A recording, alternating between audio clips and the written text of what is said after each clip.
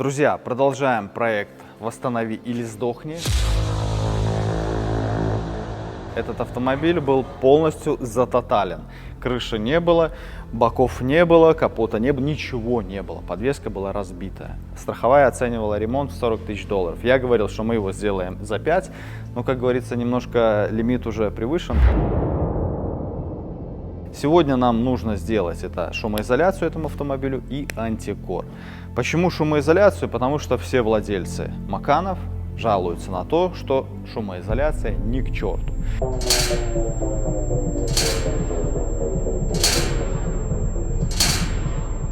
Напоминаю, что мы занимаемся профессионально антикором, и при этом я знаю, что так как наносим антикор мы, а у нас это уходит где-то в районе 8-10 баллонов, здесь я думаю, что будет в районе 10 баллонов, это уже будет неплохая шумоизоляция для автомобиля.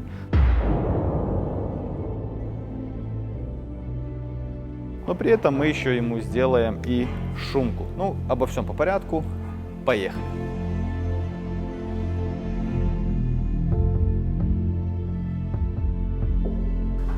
Ну что, друзья, давайте смотреть, что у нас тут имеется. Слушай, а как будто даже что-то даже и обрабатывали. То ли скрытые полости, хотя нет. Вроде все хорошо. Но по ржавчине в целом все-таки за 40 тысяч у автомобиля нету. Но если бы не вот эти вот кулибины, которые сюда залезли, когда автомобиль пришел с Америки, он здесь был немножко подмят. Вот. Поэтому здесь и начало ржаветь. Они ничего не обработали. Ну, в целом, как бы, ну, конечно, автомобилю надо отдать должное. Вот посмотри, какие здесь вставки. Миллиметра, я не знаю, 3, наверное. Короба. Жесткость у кузова просто неимоверная. Блин, я думаю, что прямо вот в это место можно было домкратить и ничего-то не выдумывать. Так, ну что, по факту нужно все разбирать, ничего критичного здесь я не вижу, все-таки пробег совсем небольшой. А судьба такая уже у автомобиля, да? Вот. Не знаю насчет подрамников. Смотри, какие привода, да? Сумасшедшие. Если взять у Дастера вот будет с мизинец. Ну, не больше, вот реально у Дастера будет с мизинец. Так, хорошо. Тогда все, тогда потиху разбираем защиты. Снимаем балку, наверное, не будем снимать. Нормально. Как бы для себя можно и не извращаться. Это клиентам, если делаешь, надо там прям максимально качественно сделать. А тут можно, как говорится, и на забитом. Когда мне говорят, что типа сделайте как себе, ну, лично я себе всегда могу сделать спустя рукава. Клиенту, если нужно делать, ну, обязан это сделать хорошо, потому как все-таки человек за это платит деньги. Вот. Я неоднократно слышу от мастеров, что типа себе все делают лишь бы как, а вот клиенту нужно сделать хорошо. Поэтому это не только моя история. Ладно, все разбираем.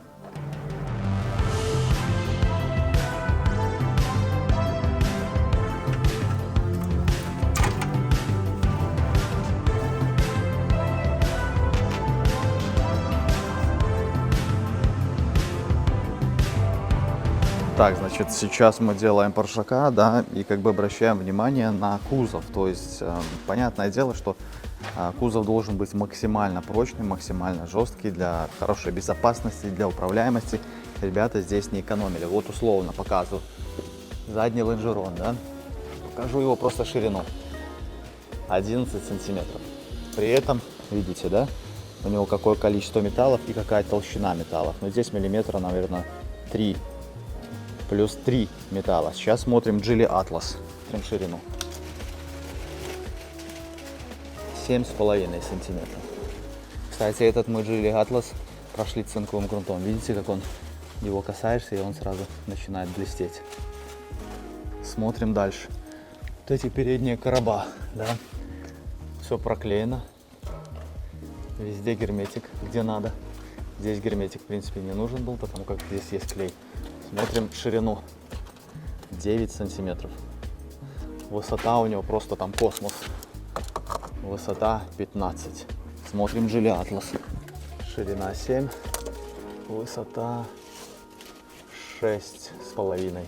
Ну, здесь получается их два. Один совсем маленький, один побольше. Но не суть. Кстати, в Geely видно, что обрабатывают герметиком напыляемым. Тема хорошая, но если как бы это сделать не полностью, то все равно начнет как бы гнить на стыках. То есть им если закрывать, то полностью от самого начала до самого конца, потому как на стыках он где-то начинает, как говорится, отшалушиваться, туда забивается влага и как бы создается карман, и он начинает гнить. Значит, в передних арках, обратите внимание, какой передний лонжерон. Я бы хотел матернуться не в самом широком месте. 20 в Geely Atlas на самом деле непонятно, но где-то 15, даже, наверное, здесь ребро, то есть получается где-то даже 14 будет глубину арки, да. Ну, это, понятное дело, важно для колес. 50 сантиметров, да, а здесь 40. Вот задняя арка у Джилика, глубина 30, а у Паршака 44. Есть такая небольшая проблема. Для того, чтобы снять бак, иди покажи, нужно снять горловину. Для того, чтобы снять горловину, нужно снять подрамник. Для того, чтобы снять подрамник, нужно отключить тормоза. Для того, чтобы отключить тормоза, нужно снять рычаг, то есть вывести, потому как тормоза выходят из-под рычага. Это ладно. А для того, чтобы снять тормоза, тут есть крышка, которая стоит то ли $50, то ли $100, которая постоянно ломается. Для того, чтобы... То есть, короче, такая замануха получается, что одно цепляет за другое. Если бы это была клиентская тачка, я бы был вынужден это сделать, этим заниматься. Так как эта машина, грубо говоря, наша, я просто поднимаю руку и говорю, нормально, и так пойдет. Все очистим. Там, куда мы не подлезем, залезем именно трубками. Там все тоже обработаем. Как бы, ну, я себе это могу позволить, так как автомобиль делается себе. Вот. Сейчас мы это все отмоем и отпесочим.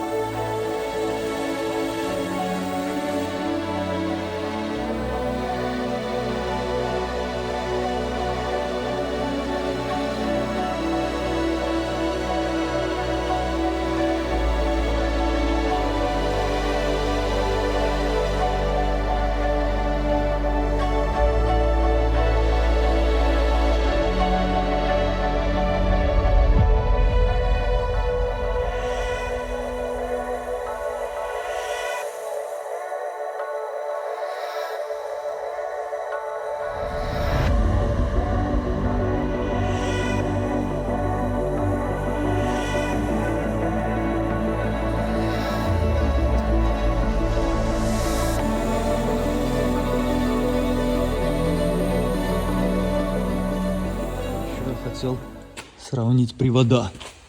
Вот, значит, Porsche. Привода у нас 35 миллиметров. Сейчас. Там было 35, а здесь 24.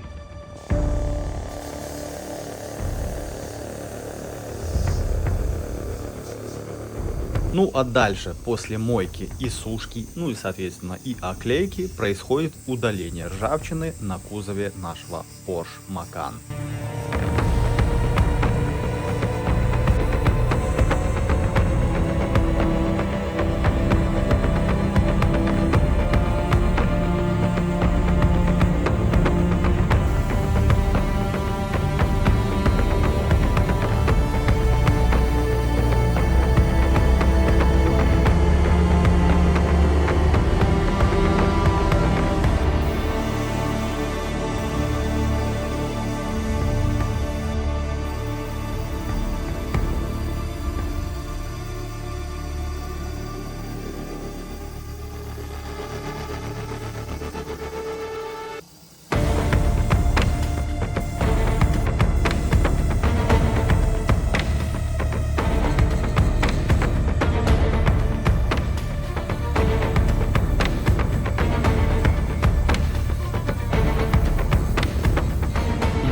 Итак, друзья, сейчас вы увидели, что под герметиком гниет.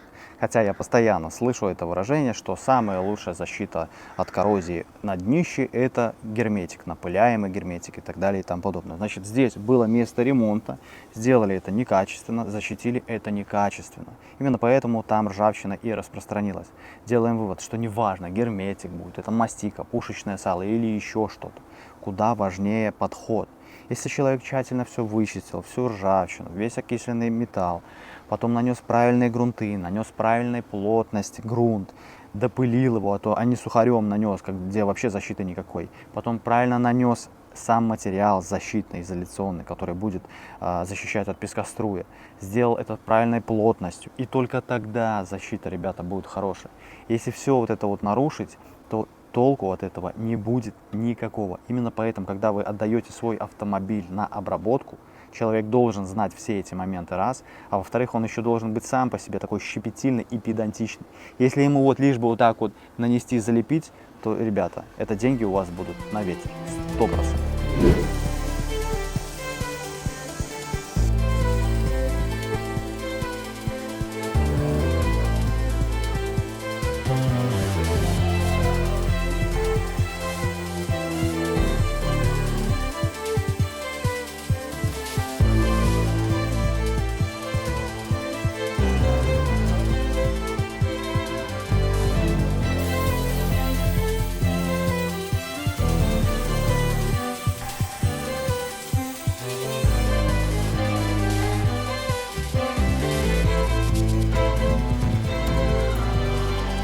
Так, значит, друзья, сейчас будем обрабатывать мы паршака. Сейчас просто покажу, чем мы это будем делать.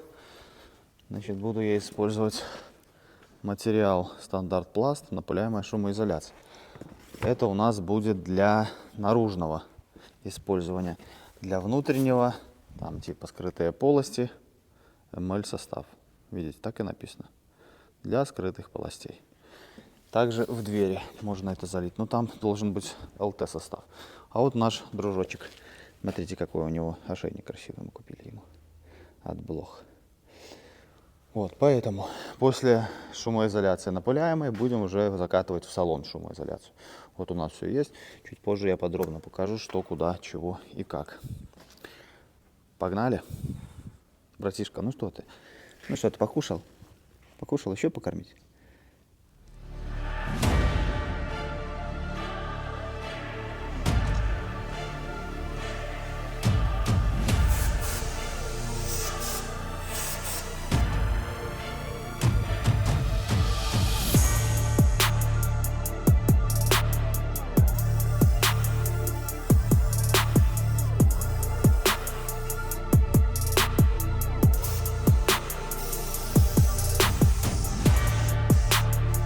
И как раз тут на соседнем подъемнике мы делаем Opel Insignia 2020 года. И, конечно же, вы думаете, что этот автомобиль не был ржавым. Несмотря на то, что наших зим этот автомобиль не видел, его уже пришлось песочить и наносить цинковый грунт, чтобы в дальнейшем ржавчины здесь не было долгие-долгие годы.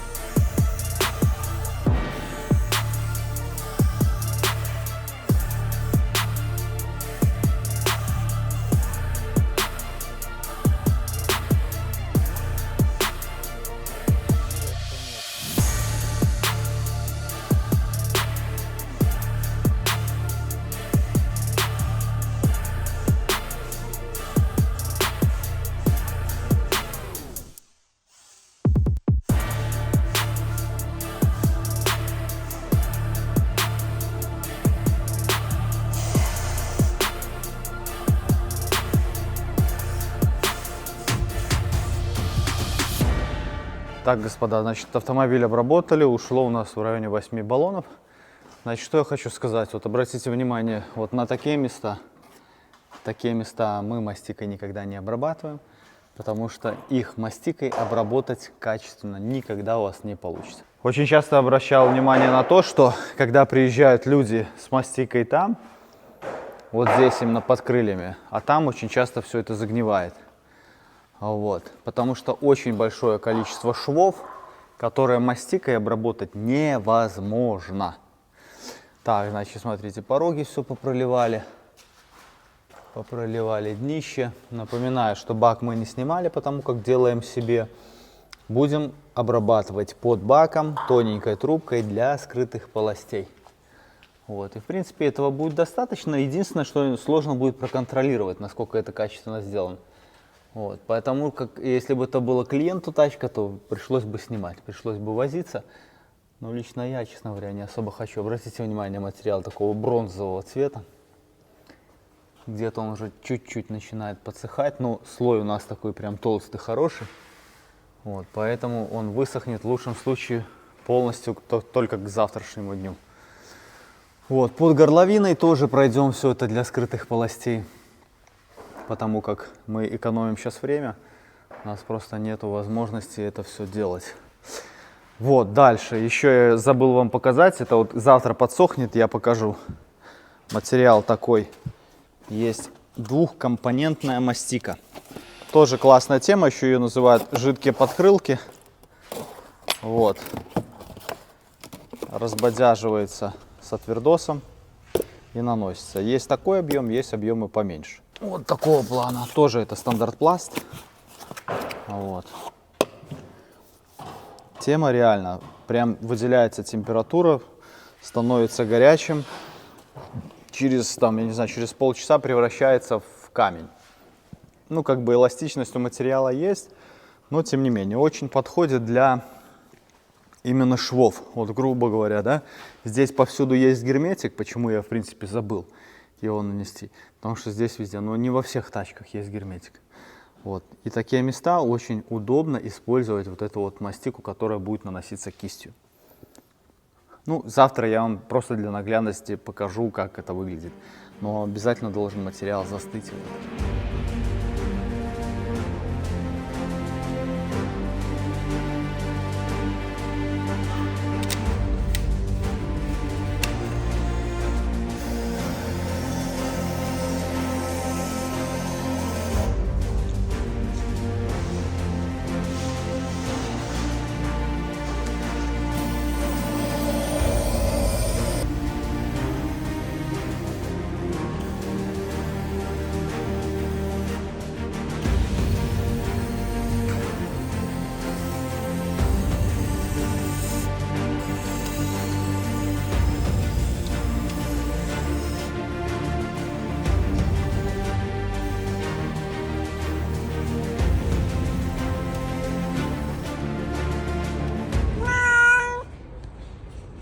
Джиу-джитсу, прекращай.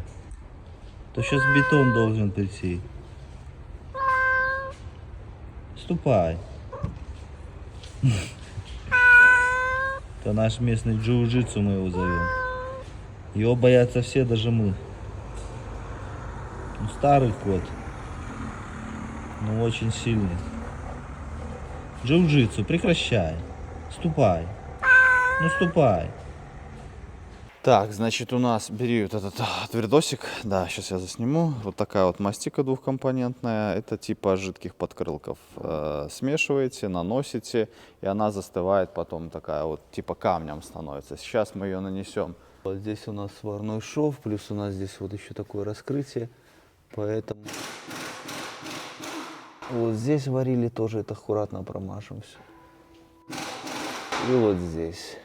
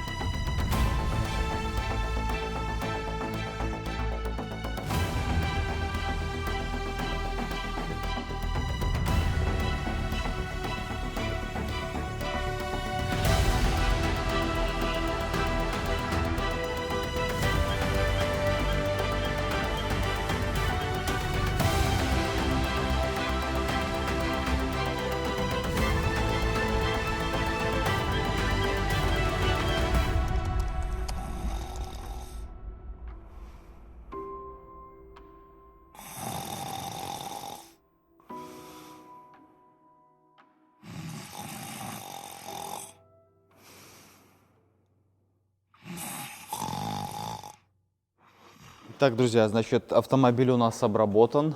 Сейчас просто подведем итоги, как все это произошло и что у нас из этого получилось. Значит, смотрите, передние крылья обработали.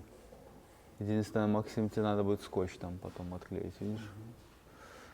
Вот, пролили все скрытые полости, до которых добрались. Дальше. Обработали днище. Все короба тоже пролили для скрытых полостей. Немножко мы его разбавили и заливали своим антикорным пистолетом. Вот, обрати внимание сюда, тоже засними. Под бак залили, куда достали. Вот. Дальше.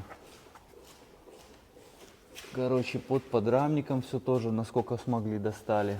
Говорю, в идеале всегда подрамники снимать. Но в моем случае я могу себе позволить этого не делать, потому как автомобиль мой. Вот. Сюда тоже, там, где горловина, позаливали. Ну, в нашем случае, как говорится, тут хуже от этого не будет. Вот. Ну и жидкие подкрылки вот промазали, просто наглядно вам показать, как это выглядит.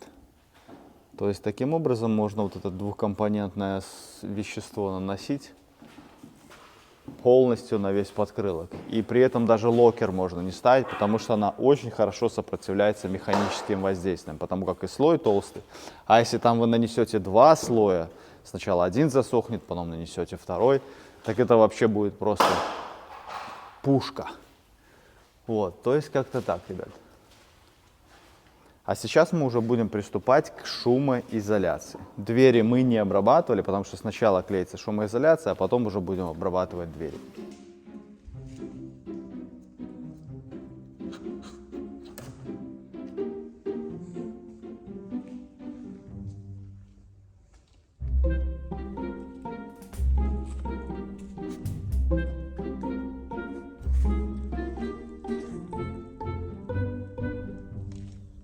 Шумоизоляция автомобиля – дело несложное, монотонное. Если честно говоря, мне клеить шумку очень не нравится. Мне проще тачку обработать, покрасить, нежели шумку поклеить. Именно поэтому на поклейку шумоизоляции вызвалась Ирина. Первым слоем на дно и заднюю нишу клеится виброизоляционный материал.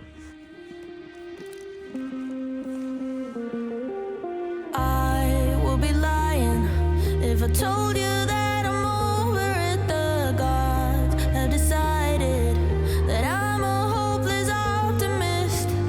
You say your heart has had enough, but I do believe there's still some room in there for us. You can return the keys, you can walk out that door. I'll still be living in a dream, like we got years in store. Baby, won't you let me be delusional? I need you to let me be delusional.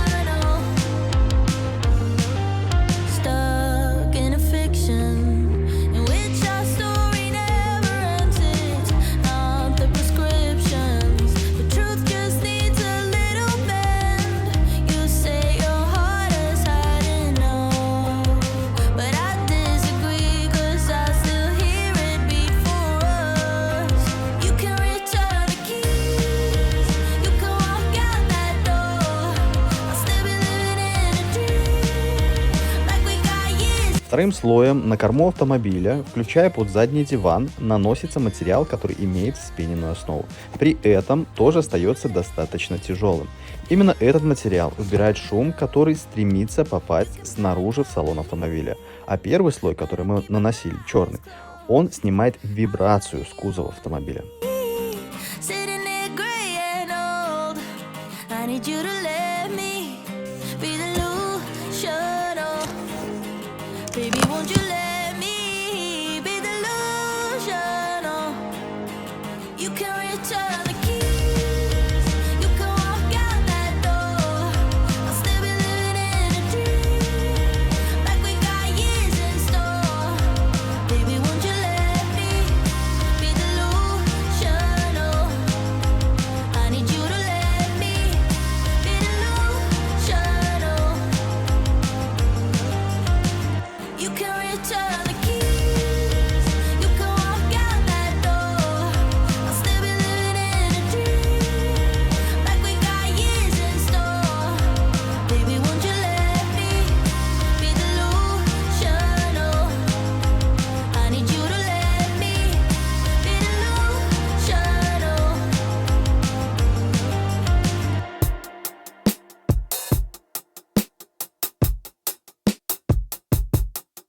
Yeah, girl, it's been a minute since I vibe with you.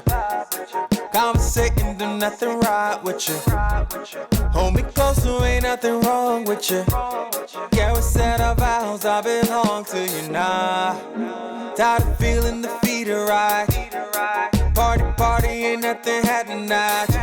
Quit trying to make me feel like I'm the. Girl, we the same, yeah. Oh, we're tripping off of petty little things, baby, baby. Oh, you're spinning off emotions when you know that it ain't on you. Good time, trying to have a good time. Good vibes, watch me waving big time.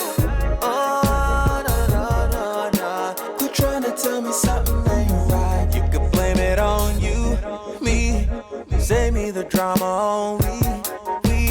Everything is all so steep. Quit talking crazy, you're the same deep. Why we on freeze? Ain't like what I've had in the past, yeah. Girl, we seem to coincide with the end of our lives. This ain't right, but we got here. Probably see you and then you scream, it's alright. Oh, we're tripping off of petty little things, baby, baby. Oh, you're spinning off emotions when you know that it ain't on you. Good time, trying to have a good time. Good vibes, watch me waving big time. Oh, no. Quit trying to tell me something ain't right, girl, it's alright.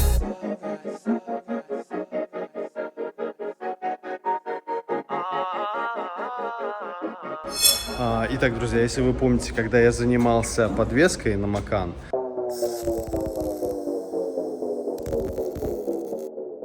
со мной связался человек, который занимается запчастями.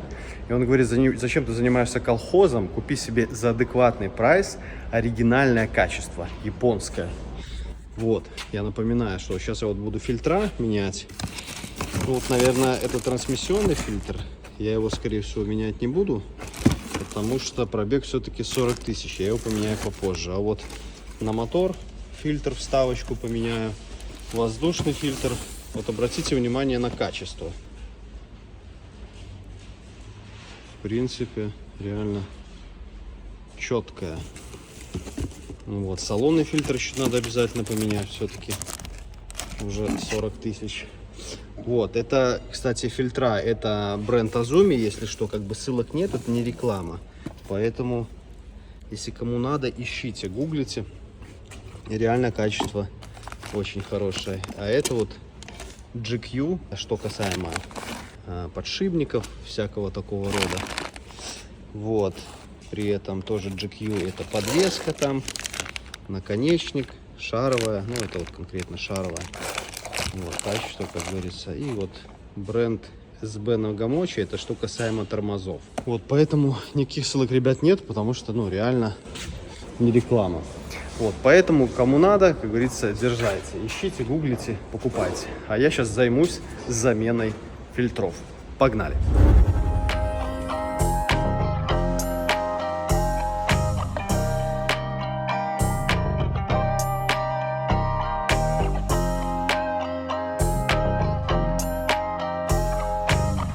Так, значит, залажу я под машину. Понимаю, что, во-первых, здесь пластиковый поддон. Это полбеды. А пробка сливная где? Вот это? Блин, они похожи. Или может вместе с датчиком этим откручиваешь и сливаешь. Все-таки открутил боковую вот эту вот пробку. Масло сливаем. Люблю такие фильтра, когда ты знаешь, что там ничего тебя не обоссыт, когда ты его открутишь.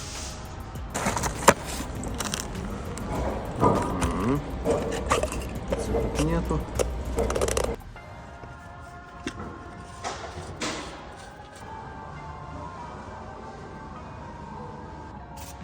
Все, потом отмыли чуть-чуть, чтобы все красиво было. Короче, вот что я заметил с этой тачки. Вот где бы, куда бы ты ни засунулся, везде какое-то западло. Вот я привык, чтобы не обсыкать весь мотор, поставить горловину как бы и заливать. Тут горловину даже не поставить, понимаете? Сейчас нужно сюда лить, а здесь куча песчинок вот здесь вот, потому что форма пробки такая, что и как отсюда их выковырить? Да никак. И в каждом месте какое-то западло. Но я был бы не я, если бы у меня не был набор леечек, и тут была именно та леечка, которая мне нужна. Малюсенькая Сью назовем. Не, жеваная Люся. Леечка жеваная Люся. Все, погнали. Короче, заливаю масло 0В20, но при этом что-то не особо похоже на густоту 0В20. Может, это какая контрацепция? То есть не контрацепция, а контрафакт. И цвет какой-то у него зеленый. Но масло дорогое. Наверное, как всегда, подделка какая-то. Ладно, что делать? Паршаку уже и так нечего терять.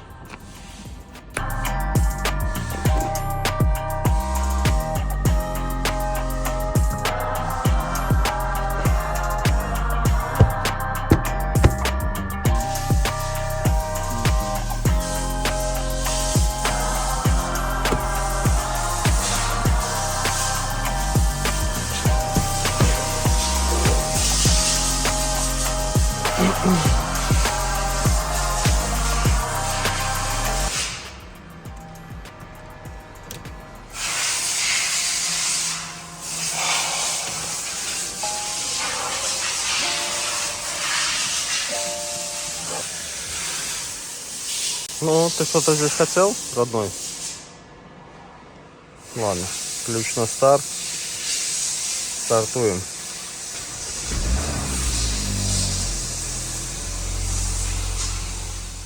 Итак, ребята, с чем мы столкнулись далее? После того, как автомобиль собрали, завели, и я понимаю, что в правую сторону я выворачиваю, он выворачивается, в левую нет. Была проблема в том, что шлейф мы порвали. Поэтому, если вы такие автомобили делаете, то лучше всего шлейф, если вы будете туда-сюда ее катать незаведенную, выворачивать руль, менять ее положение, шлейф этот снять.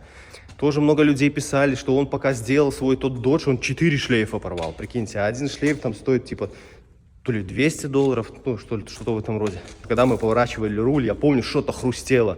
Я его разобрал, что-то пытался сделать, но как бы у меня ничего не получилось.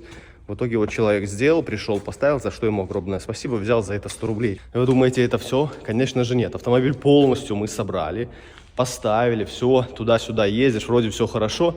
А оказывается, что паркинг ставится, коробка, но что-то не фиксируется, и на экране пишет «поставьте в паркинг». Но она вроде как бы ставится. Ну, пишет, что не ставится. В итоге, получается, панорама что-то была разбита. Оттуда вода затекла.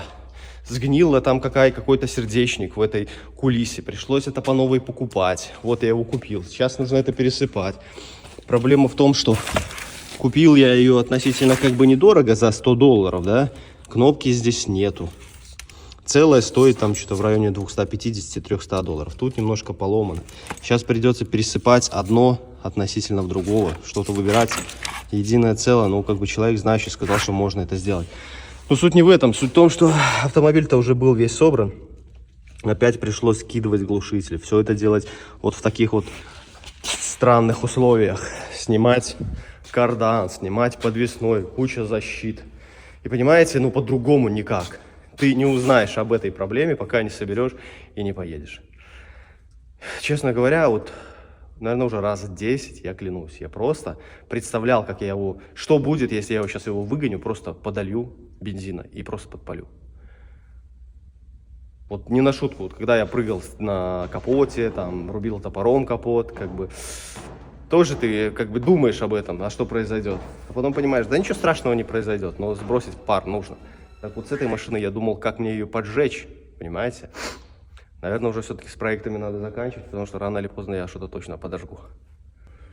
Вот, но суть не в этом, ребят. В конце этой серии я хочу вам сказать вот что. Как бы тяжело не было, как бы у вас руки не опускались, за каждым тяжелым и сложным периодом идет подъем. После каждой ночи идет рассвет. После каждой тяжелой вот такой вот задачи вашей, которую вы выполните, и они сольетесь, у вас 100% будет подъем. Потому что, сделав такой автомобиль или сделав любой проект жизненный, построив дом, там, родив ребенка там, и так далее и тому подобное, ты уже другой человек, который на жизнь уже смотрит гораздо проще.